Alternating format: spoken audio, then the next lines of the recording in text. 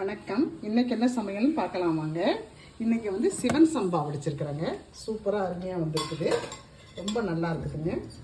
தூயமல்லி அரிசி மாதிரி தான் இதுவும், ஆனால் கொஞ்சம் கூடுதல் நாழி அது ஊறணும், கொஞ்சம் கூடுதல் நாழி வேகணும்.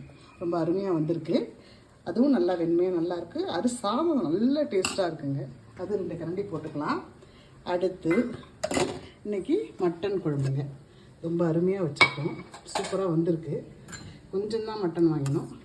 மட்டன் குழம்பு அது ஒரு 2 கரண்டி ஒரு கிண்ணத்தில் போட்டுக்கலாம்.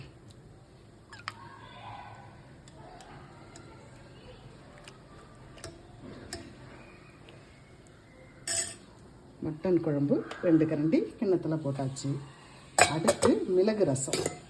எப்பயும் போல் மிளகு ரசங்க ரொம்ப சுவையாக அருமையாக வச்சுருக்குறோம். சுட சுட இருக்குது. அது 2 கரண்டி போட்டுக்கலாம்.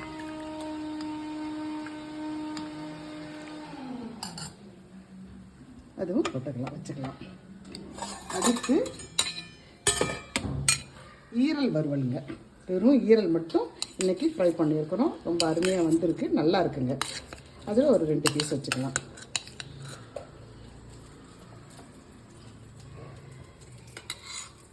மாம்பழம். ஒரு பொண்ணை சொல்லியிருந்தா வேறு பழம் வைங்கம்மான்னு. வேறு பழம் சாப்பாட்டுக்கு சரியாக இருக்காதுமா. அதனால் மாம்பழ சீசன் வரைக்கும் மாம்பழம் தான். மாம்பழம் 2 பீஸ் வச்சாச்சு. அடுத்து இன்றைய ஸ்பெஷல் வஞ்சன மீனுங்க. சூப்பராக கிடச்சிது, அதனால் வஞ்சன மீன் வறுவல் அது ஒன்று வச்சுக்கலாம்.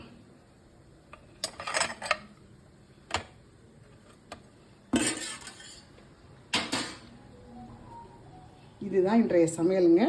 சிவன் சம்பா அரிசி வடிச்சிருக்கோம். இந்த சிவன் சம்பா அரிசி கடலூரில் வாங்கினது தாங்க. ரொம்ப அருமையாக இருக்குது, நல்லா இருக்குது.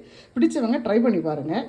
அடுத்து மட்டன் குழம்பு, மாம்பழம், ஈரல் வறுவல், வஞ்சன மீன் வறுவல், மிளகு ரசம். பிடிச்சவங்க லைக் பண்ணுங்கள், ஷேர் பண்ணுங்கள். நன்றி, வணக்கம்.